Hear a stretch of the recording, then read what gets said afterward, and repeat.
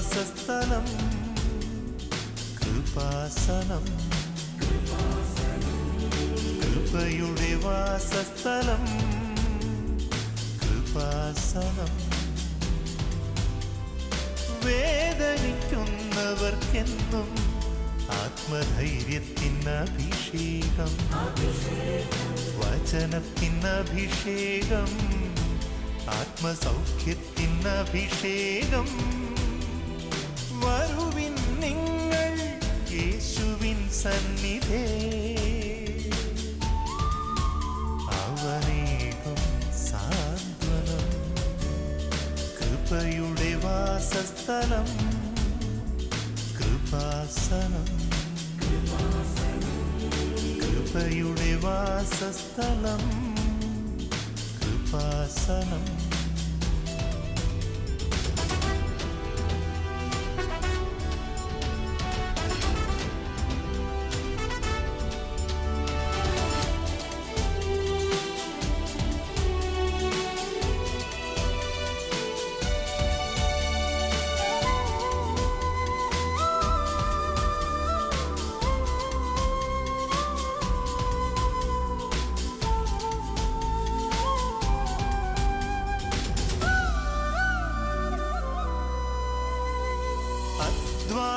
ഭാരത്താലേ തളരുന്ന സോദരേ, സഹനത്തിരമാലയിൽ പതറാതെ മുന്നേറിടാ.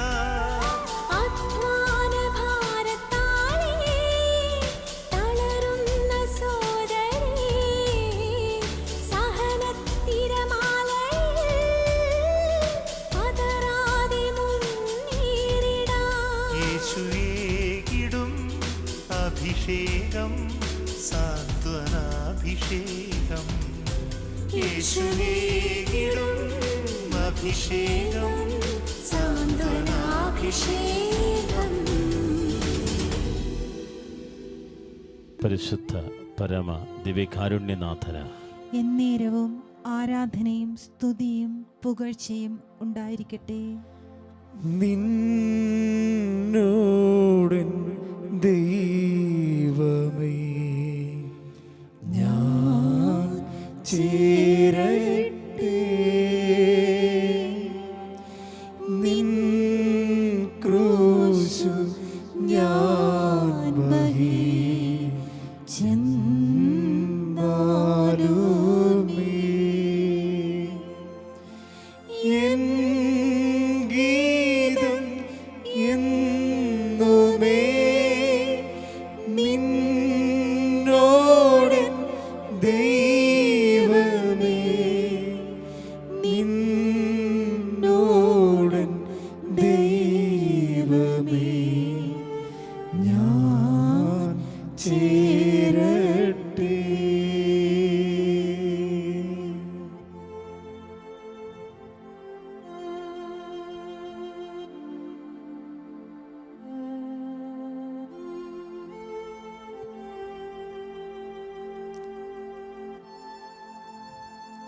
അവസാനത്തുള്ള രക്തം പോലും നമുക്ക് വേണ്ടി ചിന്ത ഈശോയെ നമ്മൾ ആരാധിക്കുക. ആ ഈശോയോട് നമ്മൾ ചേരുകയാണ്.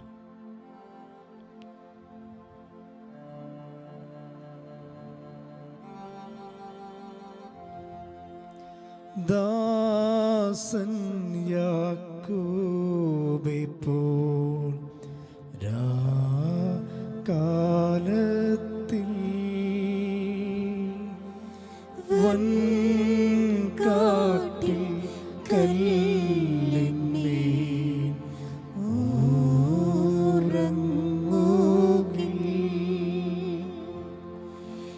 എൻ സ്വപ്നത്തിലുമേ നിന്നോടൻ ദൈവമേ, നിന്നോടൻ ദൈവമേ ഞാൻ ചേരട്ടെ, നിന്നോടൻ ദൈവമേ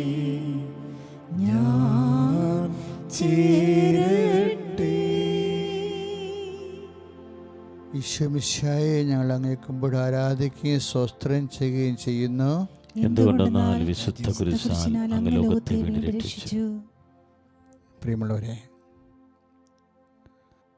കർത്താവ് തൻ്റെ കുരിശിനെ കുറിച്ച് പരസ്യമായി പറയാൻ തുടങ്ങിയ സുവിശേഷ ഭാഗങ്ങൾ പാഷൻ പ്രിഡിക്ഷൻസ്, തൻ്റെ പീഡാനുഭവ പ്രവചനങ്ങൾ എന്ന പേരിലാണ് സുവിശേഷം രേഖപ്പെടുത്തുന്നത്. കർത്താവിൻ്റെ ജെറുസലേമിലേക്കുള്ള യാത്രയിൽ മനുഷ്യപുത്രൻ ശത്രുക്കരങ്ങളെ ഏൽപ്പിക്കപ്പെടും. അവർ അവനെ പീഡിപ്പിക്കാം, അവൻ മരിക്കും, എന്നാൽ 3-ാം ദിവസം ഉയർത്തെഴുന്നേൽക്കാം എന്നുള്ള ആവർത്തിച്ചു വരുന്ന 3 പ്രാവശ്യം സുവിശേഷത്തിൽ ആവർത്തിക്കപ്പെടുന്ന വചനമാണ് പീഡാനുഭവ പ്രവചനങ്ങൾ. പക്ഷേ ഈ പീഡാനുഭവ പ്രവചനങ്ങൾ ഈശോ ആദ്യമായി പറയാൻ എൻ്റെ പ്രലോഗ് ആദ്യം ആരംഭിക്കുന്നത് നമ്മൾ പ്രീഫേസ് എന്ന് പറഞ്ഞ പോലെ പീഡാനുഭവ പ്രവചനത്തിൻ്റെ ഒരു ആമുഖമുണ്ട്. അത് യോഹന്നാൻ വളരെ ധ്യാനാത്മകമായി തൻ്റെ 12-ാം അധ്യായത്തിൽ ആലേഖനം ചെയ്തിട്ടുണ്ട്. ഗ്രീക്കുകാർ ഈശോയെ അന്വേഷിക്കുന്ന ചരിത്ര മുഹൂർത്തമാണത്. യോഹന്നാൻ 12-ാം അധ്യായം 20 മുതലുള്ള തിരുവചനങ്ങൾ.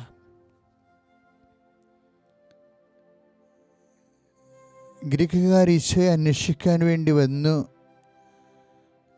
എന്നുള്ള വാർത്ത ആദ്യം കൈമാറുന്നത് പീലിപ്പോസിനാണ്. പീലിപ്പോസ് അത് അന്ത്രയോസിനോട് പറയും. അപ്പോൾ വളരെ പ്രമുഖമായ സാധാരണ മനുഷ്യരെക്കാൾ കവിഞ്ഞ ആ ഒരു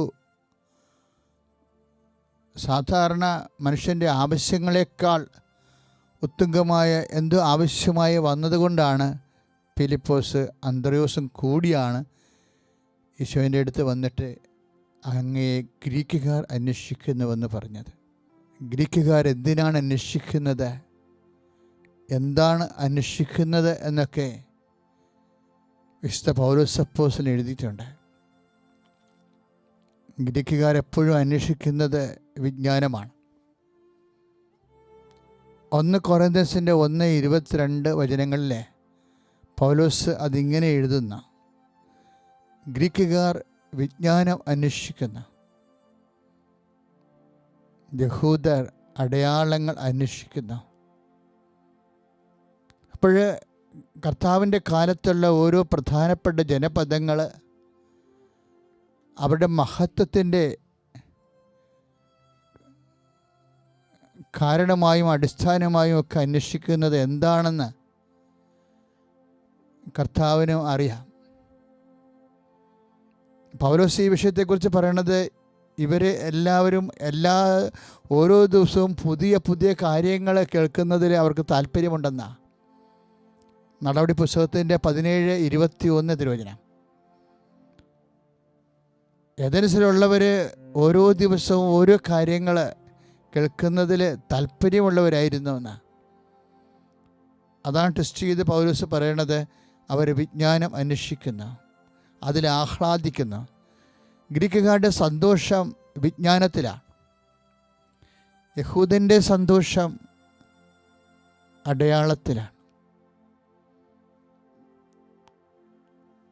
അങ്ങനെ വിജ്ഞാനം അന്വേഷിക്കുന്ന ഗ്രീക്കുകാരെയോ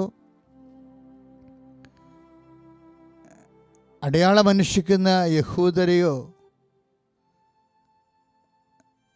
മാത്രം ആകർഷിക്കാനല്ല ഈശോ വന്നത് എന്ന് ഗ്രീക്കുകാർ തൻ്റെ അടുത്ത് എത്തുന്ന മുമ്പ് ഈശോ ധ്യാനാത്മകമായി പറയുന്നുണ്ട്. ഭാരതീയരെയോ ഗ്രീക്കുകാരെയോ യഹൂദരെയോ അങ്ങനെ ഒറ്റപ്പെട്ട ജനപദങ്ങളെ മാത്രമല്ല, എല്ലാ മനുഷ്യരെയും ആകർഷിക്കാനാണ്. അതുകൊണ്ട് ആണ് പൗലോസ് പറഞ്ഞ ഗ്രീക്കുകാർക്ക് ഉതപ്പും ഗ്രീക്കുകാർക്ക് ഭോഷത്വവും അടയാളവും അത്ഭുതവും അന്വേഷിക്കുന്ന യഹൂദർക്ക് ഇടർച്ചയുമായ ക്രൂശിക്കപ്പെട്ട കർത്താവിനെക്കുറിച്ചാണ് ഞങ്ങൾ പ്രസംഗിക്കുന്നതെന്ന് പ്രസംഗത്തിൻ്റെ ആദ്യ പകുതി ക്രൂശിക്കപ്പെട്ട കർത്താവാണ്. ക്രൂശിക്കപ്പെട്ട കർത്താവിനെക്കുറിച്ച് പ്രസംഗിക്കുമ്പോൾ മനുഷ്യൻ്റെ പാപത്തിന് പരിഹാരമായ ക്രിസ്തുവിനെക്കുറിച്ചാണ് അപ്പോസ്തലന്മാർ പ്രസംഗിച്ചത്. ക്രൂശിക്കപ്പെട്ട കർത്താവിനെക്കുറിച്ച് പ്രസംഗിക്കുന്നതിന് മുമ്പ്, അത് വെളിപ്പെടുന്ന മുമ്പ് കർത്താവ് ഇങ്ങനെയാണ് പറഞ്ഞത്. ഗോതമ്പ് മണി, യോഹന്നാന്റെ സുവിശേഷം 12:24, ഗോതമ്പ് മണി നിലത്ത് വീണ് അഴിയണം, അത് അതേപടി ഇരുന്നാൽ ഫലം പുറപ്പെടുവിക്കുകയില്ല.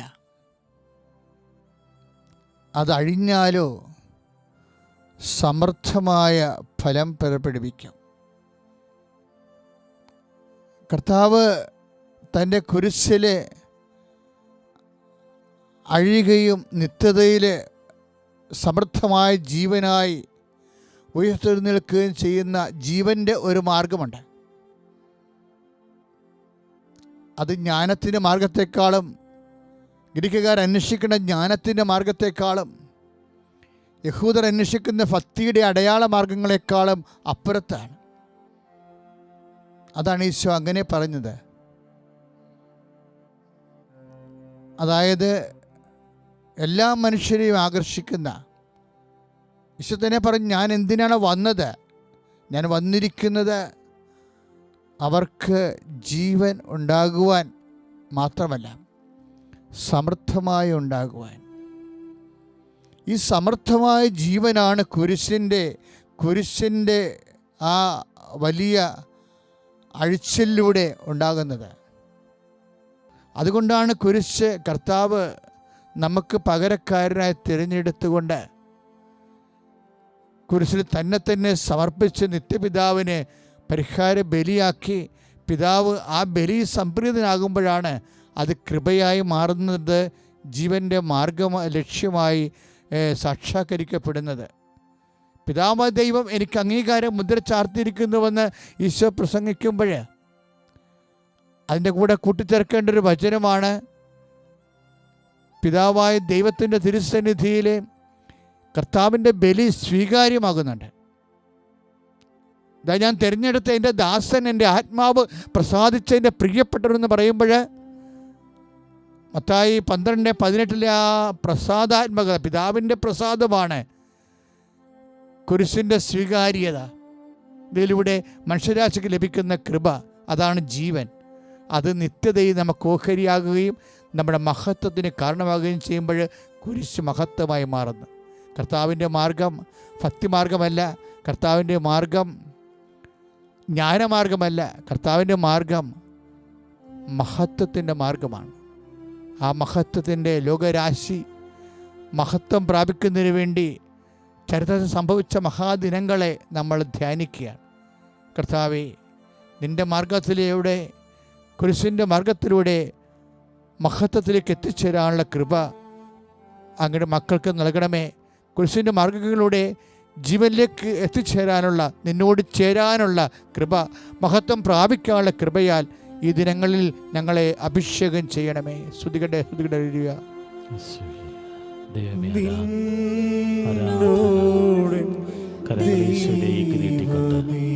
വിശ്വാസത്തോടെ പാടുക. ചേരട്ടെ ഹൃദയം കൊണ്ട് പ്രാർത്ഥിക്കുക.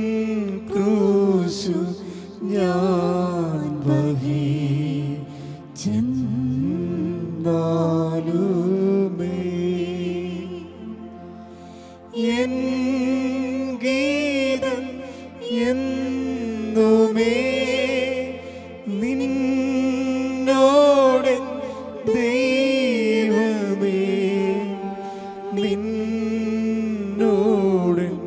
ദൈവമേ ഞാൻ ചേരട്ടെ. ദാസൻ യാക്കോബെ പോൽ കാലത്തിൽ വൻകാട്ടിൽ കല്ലിന്മേൽ ഉറങ്ങുകിൽ. എൻ സ്വപ്നത്തിലുമേ നിന്നോട് ദൈവമേ, നിന്നോട് ദൈവമേ ഞാൻ ചേരട്ടെ. പ്രിയമുള്ളവരെ, പുറത്തുനിന്ന് ഒരു സാക്ഷ്യം എന്നതിനേക്കാളുപരി എങ്ങനെയാണ് കുരിശിനെ കൃപയാക്കുന്നത് എന്നുള്ള എൻ്റെ വ്യക്തിപരമായ ഒരു സാക്ഷ്യമാണ് ഞാനിപ്പോൾ ഈ ദിവസം എൻ്റെ പരിശുദ്ധിയിലെ എൻ്റെ സഹോദരങ്ങളോട് പങ്കുവെക്കാൻ ആഗ്രഹിക്കുന്നത്. കഴിഞ്ഞ ദിവസങ്ങളിൽ, അതായത് ഒരാഴ്ച മുമ്പ്, എൻ്റെ വലിയ അണപ്പല്ലിലെ ഭയങ്കരമായ ഒരു ദൂരം, പണ്ട് വരെ ഉള്ളതാണത്, ഞാൻ തിരക്ക് കൊണ്ട് ശ്രദ്ധിക്കാതെ നടന്നു. ഈ ദിവസങ്ങളിൽ അത് ഒത്തിരിയേറെ പോതായിപ്പോയി. അപ്പോൾ പോത് വന്നിട്ട് ശരിക്കും ഉള്ളിലോട്ട് ഞരമ്പ് താഴേക്ക് വന്നു. അപ്പോൾ നമുക്കൊരു സ്വല്പം വെള്ളം കുടിച്ചാൽ പോലും വല്ലാത്ത വേദന, ഇങ്ങനെ തലയോട്ടി മൊത്തം ഇങ്ങനെ വേദനിക്കുന്നൊരവസ്ഥ വന്നു. എൻ്റെ കണ്ണൊക്കെ ഇങ്ങനെ ചുവന്നു പോയായിരുന്നു. അപ്പം എനിക്കെപ്പോഴും തോന്നിയ പല്ലെടുത്ത് കളയണം എന്ന് എനിക്ക് തോന്നുമായിരുന്നു. പക്ഷേ ഇത്തിരി പെട്ടെന്നാണ് നീര് വീണ് പല്ലിൽ വേദനയായി എനിക്ക് സഹിക്കാൻ പറ്റാത്ത അവസ്ഥയായി. ഒരു ദിവസം സന്ധ്യ തൊട്ട് ഒരു വൈകുന്നേരം വരെ വേദന തുടങ്ങി. അപ്പം നാളെ ഹോസ്പിറ്റലിൽ പോകാം എന്നൊക്കെ ഞാൻ വിചാരിച്ചു. പക്ഷെ ഞാൻ എൻ്റെ ഇടവകയിലായിരുന്നു. ഞാൻ ആ സമയത്ത് കിടക്കാൻ പറ്റിയില്ല. പക്ഷേ വേദന ഇങ്ങനെ ചുളു കുത്തുകയാണ്. നമുക്ക് ഒരു അതായത് ഒരു ഓർമ്മ പോലും പോണ രീതിയിലുള്ള വേദന. അപ്പം ഞാൻ ഓർത്ത്, കർത്താവേ, നീ കുരിശിൽ എന്നാ വേദനയായിരിക്കും അസ്ഥികളിലൊക്കെ അനുഭവിച്ചിട്ടുള്ളത്. അപ്പം ഞാൻ പരിശുദ്ധാത്മാവിനോട്, ഇപ്പോൾ ഈശോൻ്റെ കൂടെ നിന്നല്ലേ ഞാനിത് പറയണത്. അപ്പോൾ എനിക്ക് എപ്പോഴും ഉള്ളൊരു വെല്ലുവിളി, നമുക്ക് വേദനയെക്കുറിച്ച് സംസാരിക്കാൻ എളുപ്പമാണ്. മറ്റുള്ളവരുടെ വേദന എങ്ങനെ സഹിക്കണമെന്നൊക്കെ പറയാൻ എളുപ്പമാണ്. പക്ഷെ നമുക്കൊരു കുരിശ് വരുമ്പോൾ, ഞാൻ ആ സമയത്ത് ഒറ്റയായിരുന്നു, എൻ്റെ ഇടയിൽ ആരും ഇല്ല ആ സമയത്ത്. അപ്പോൾ ഞാൻ ഈ വേദന വരുമ്പോൾ ഞാൻ ആദ്യം ഇങ്ങനെ കമന്ന് കിടന്നു, തല ഇങ്ങനെ നെറ്റി തലേണിയിൽ അമർത്തി വെച്ചു. പിന്നെ ഞാൻ ഓർത്തു, കർത്താവേ, നാളെ ഞാൻ ഹോസ്പിറ്റലിൽ പോകും. പക്ഷേ ഈ സമയത്ത് ഈ വേദന നിൻ്റെ കുരിശിൻ്റെ കൂടെ വെക്കാൻ എനിക്ക് ഒരു കൃപ തരണം. എന്നിട്ട് എൻ്റെ മനസ്സിലുണ്ടായി, ഞാൻ ആ ദിവസങ്ങളെല്ലാം കുർബാനയെക്കുറിച്ചായിരുന്നു പ്രസംഗിച്ചുകൊണ്ടിരുന്നത്. കുർബാന തിരുവോസ്തി ഈശോ കയ്യിലെടുത്തിട്ട് പറഞ്ഞത്, do this in memory of me എന്ന, ഇത് നിങ്ങൾ എൻ്റെ ഓർമ്മയ്ക്കായി ചെയ്യാൻ. എന്നിട്ട് അവൻ തൻ്റെ ശരീരത്തിൻ്റെ സാദൃശ്യത്തിലെ തിരുവപ്പമെടുത്ത് അവൻ കീറി. അപ്പോൾ എൻ്റെ ശരീരം കീറുന്ന പോലുള്ളൊരു വേദനയാണ് ഞാൻ അനുഭവിച്ചത്. അപ്പോഴേ അത് കർത്താവിൻ്റെ കുരിശിൻ്റെ കൂടെ ചേർത്ത് വെച്ച് കർത്താവിനെ മഹത്വപ്പെടുത്താൻ വേണ്ടി എന്നെ സഹായിക്കണമെന്ന് ഞാൻ പ്രാർത്ഥിക്കുന്നുണ്ട്. പക്ഷേ പ്രാർത്ഥനയേക്കാൾ വലിയ പ്രാണം പോകുന്ന വേദനയായതുകൊണ്ട് എൻ്റെ മനസ്സിൽ ഇങ്ങനെ പറഞ്ഞു, കർത്താവേ നിൻ്റെ ഓർമ്മയ്ക്കായി, കർത്താവേ നിൻ്റെ ഓർമ്മയ്ക്കായി, കർത്താവേ നിൻ്റെ ഓർമ്മയ്ക്കായി. ഞാൻ അങ്ങനെ പറഞ്ഞ് ഒരു 2 മണിക്കൂറെങ്കിലും പറഞ്ഞ് കാണും. എനിക്കിന്നത് കേൾക്കുമ്പോൾ ഭയങ്കര സന്തോഷമാണ്. പിറ്റേ ദിവസം ഞാൻ പല്ല് പോയി അതിൻ്റെ ക്യാപ്പൊക്കെ ഇട്ടു, അതൊക്കെ എല്ലാം ക്ലീൻ ചെയ്ത് കറക്റ്റ് ചെയ്തു. പക്ഷേ അതിൻ്റെ റൂട്ട് കനാലൊക്കെ ചെയ്ത് കറക്റ്റ് ചെയ്തു. പക്ഷേ എനിക്ക് ഉണ്ടാകുന്നൊരു സന്തോഷമെന്ന് പറയണത്, ഞാൻ ആ രാത്രി 12 മണി വരെയെങ്കിലും ഉറങ്ങാതെ വേദന അനുഭവിച്ച് കർത്താവേ നിൻ്റെ ഓർമ്മയ്ക്കായി, കർത്താവേ നിൻ്റെ ഓർമ്മയ്ക്കായി എന്ന് പറഞ്ഞ് എൻ്റെ വേദനയെ, എൻ്റെ പ്രയാസങ്ങളെ ഞാൻ കർത്താവിൻ്റെ കുരിശിൻ്റെ കൂടെ കൂട്ടിവെച്ചുകൊണ്ട് അവൻ്റെ കുരിശിൽ അവനോടുകൂടെ ഉയർത്തപ്പെടാൻ, ഇത് വലിയ ഒരു സത്യമായ കാര്യമാണ്. അതായത് നമ്മൾ ബോധതലത്തിൽ ബോധമുള്ളപ്പോൾ ഇതുപോലെയുള്ള ഒരു സന്ദർഭം വരുമ്പോൾ നമുക്ക് വിശ്വാസം സ്നേഹവും ഉണ്ടെങ്കിൽ നമ്മൾക്ക് കുരിശിൽ എൻ്റെ മഹത്വം പ്രാപിക്കാൻ പറ്റും. എൻ്റെ ഈ കൊച്ചനുഭവം നിങ്ങൾക്കും ഇന്നത്തെ ദിവസം ആത്മവിശുദ്ധീകരണത്തിനും ആത്മശുദ്ധീകരണത്തിനും ഉതകട്ടെ എന്ന് ഒരു സാക്ഷ്യം പോലെ പറഞ്ഞുകൊണ്ട് യേശുവേ സ്വസ്ഥമല്ലേലൂയ. കർത്താവെ ആരാധിക്കുന്ന ദൈവമേ, യേശുവേ നന്ദി കർത്താവേ. കർത്താവെ ഞങ്ങൾ അങ്ങയെ സ്തുതിക്കാൻ, ഞങ്ങൾ അങ്ങയോട് ചേരാൻ, ജീവിത സഹനങ്ങൾ എത്തിച്ചേർക്കുകയാണ് കർത്താവെ. ജീവിത സഹനങ്ങളെ സ്പർശിക്കണം, ഞങ്ങളുടെ ദുഃഖത്തെ സ്പർശിക്കണം.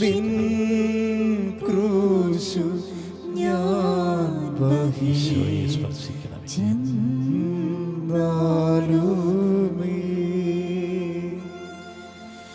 എൻ ഗീതം എന്നുമേ നിന്നോട് ദൈവമേ, നിന്നോട് ദൈവമേ ഞാൻ ചേരട്ടെ. ദാസൻ യാക്കോബേ പോൽ കാലത്തിൽ വൻകാട്ടിൽ കല്ലിന്മേൽ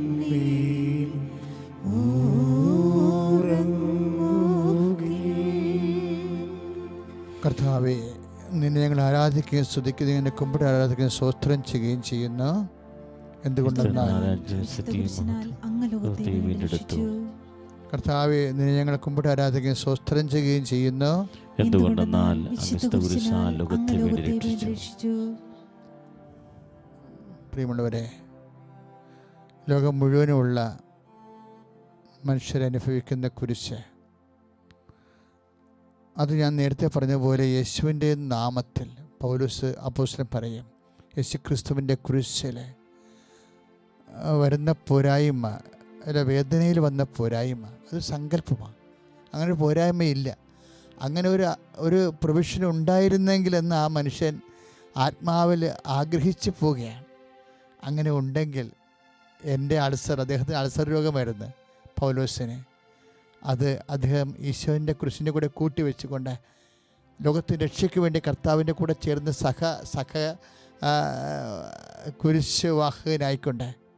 കാര്യം ഈ ഗ്രീക്കുകാർ പോയപ്പോഴാണ് ഈശോ പറയണത്, എൻ്റെ മാർഗം ജ്ഞാനത്തിൻ്റെ മാർഗത്തിനേക്കാൾ ഉപരി കുരിശിൻ്റെ മാർഗമാണ്. ആരെങ്കിലും എന്നെ ശുശ്രൂഷിക്കാൻ ആഗ്രഹിക്കുന്നെങ്കിൽ അവൻ എന്നെ അനുഗമിക്കട്ടെ.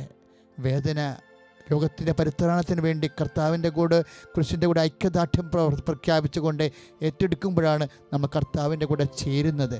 കർത്താവേ, ദിവ്യകാരുണ്യമേ, ജീവിതത്തിൻ്റെ എല്ലാ പ്രാരാബ്ധമുള്ള വേദനകളെയും ഈ ദിവസം നിൻ്റെ നാമത്തിൽ ഏറ്റെടുത്ത് കർത്താവേ, നിൻ്റെ നാമത്തിൽ നിന്നോടുകൂടെ അത് സഹിക്കാനും കർത്താവെ അതുവഴി നിൻ്റെ ജീവനിൽ പങ്കാളിയാകുവാനും ഇടയാക്കാനും വേണ്ടി ഞങ്ങൾ ഞങ്ങളുടെ ക്ലേശങ്ങളെ ഈ ദിവസം അങ്ങേക്ക് സമർപ്പിക്കുന്നു.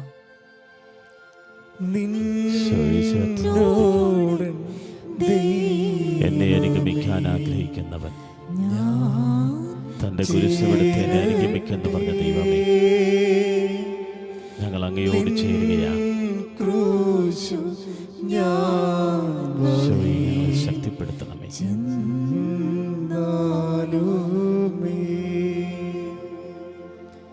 കർത്താവേ, നിൻ്റെ ആണിപ്പെഴുതാർന്ന അത്ഭുതകരം കർത്താവെ, കുറേ വർഷങ്ങളായിട്ട് വേദന അനുഭവിക്കുന്നവരും കിടപ്പ് രോഗികളും മനസ്സ് തളർന്നു പോയവരുമുണ്ട്. ഈ ദിവസം കുരിശിൻ്റെ ശക്തി, നിൻ്റെ അണപ്പെടുതാർന്ന അത്ഭുതകര ആ മക്കളുടെ ശിരസിൽ വെക്കണമേ. കുരിശ് ജീവൻ്റെ ശക്തിയാണ് ഞങ്ങൾ വിശ്വസിക്കുന്നത്. ആ ശക്തിയാൽ മക്കളെ അങ്ങ് ഏറ്റെടുക്കണമേ. ഹല്ലേലൂയ.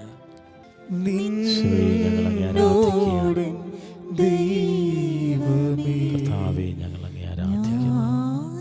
ചേരട്ടെ ഞങ്ങൾക്ക് വേണ്ടി മരിച്ചവനെ നിൻ ക്രൂശ് ഞങ്ങൾ അങ്ങേ ആരാധിക്കുന്നു. ഞാൻ വഹിച്ചെന്നാലുമേ.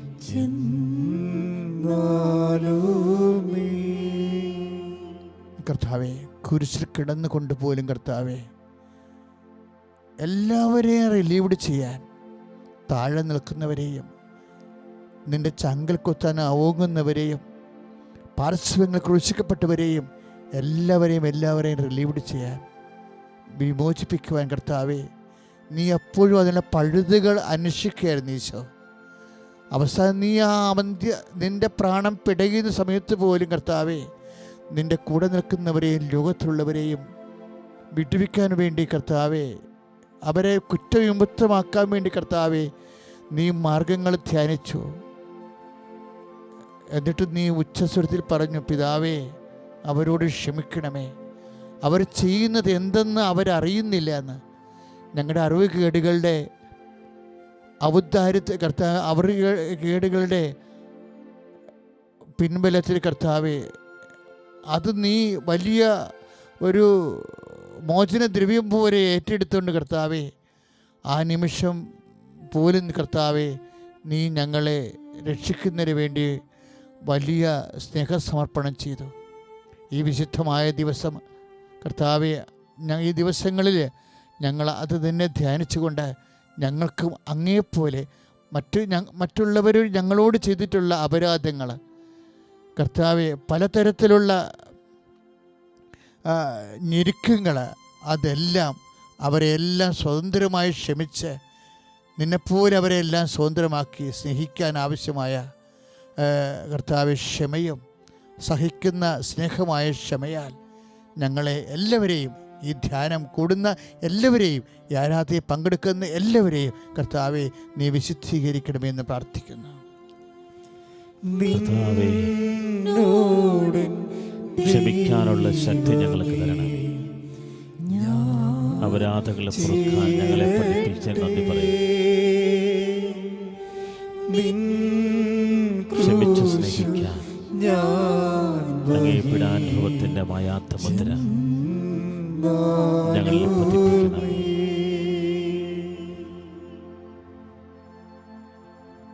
കർത്താവിൻ്റെ വിശുദ്ധമായ രക്തത്താൽ അഭിഷിക്തരായി കുരിശിൻ്റെ ആശീർവാദം സ്വീകരിക്കാം.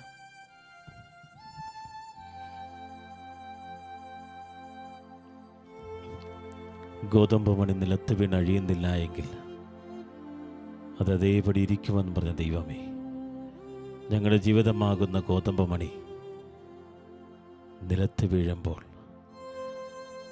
ഗാഗുൽത്തായിൽ ചിന്തി അങ്ങയുടെ അമൂല്യമായ രക്തക്കണികളാൽ അതലിക്കണമേ എന്ന് പ്രാർത്ഥിക്കുന്നു. ഞങ്ങളുടെ ജീവിതമാകുന്ന ഗോതമ്പ് മണിയിൽ, ഞങ്ങളുടെ പാപങ്ങളാകുന്ന ഗോതമ്പ് മണിയിൽ, ഞങ്ങളുടെ ബലഹീനതാകുന്ന ഗോതമ്പ് മണിയിൽ, ഞങ്ങളുടെ കുടുംബത്തിൻ്റെ സാമ്പത്തിക ഞെരുക്കങ്ങളാകുന്ന ഗോതമ്പ് മണിയിൽ, ഞങ്ങളുടെ മക്കളുടെ വഴിവിട്ട ജീവിതമാകുന്ന ഗോതമ്പ് മണിയിൽ കർത്താവേ ഞങ്ങളുടെ രക്തം ഒഴുക്കണമേ എന്ന് പ്രാർത്ഥിക്കുന്നു. ഇതാ ഈശോ നിന്നെ ആശീർവദിക്കാൻ പോകുന്നു.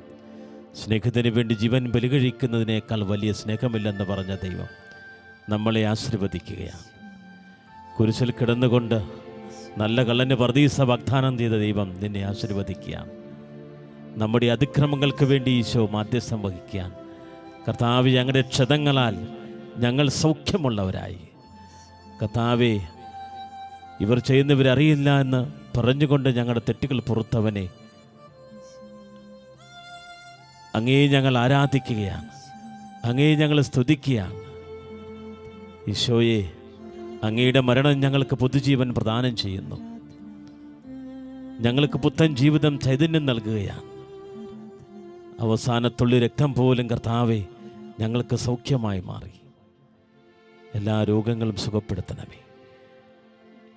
പരിശുദ്ധ പരമ ദിവ്യകാരുണ്യ ഈശോയ്ക്ക് എന്നേരവും ആരാധനയും സ്തുതിയും പുകഴ്ചയും ഉണ്ടായിരിക്കട്ടെ. പരിശുദ്ധ പരമ ദിവ്യകാരുണ്യ ഈശോയ്ക്ക് എന്നേരവും ആരാധനയും സ്തുതിയും പുകഴ്ചയും ഉണ്ടായിരിക്കട്ടെ.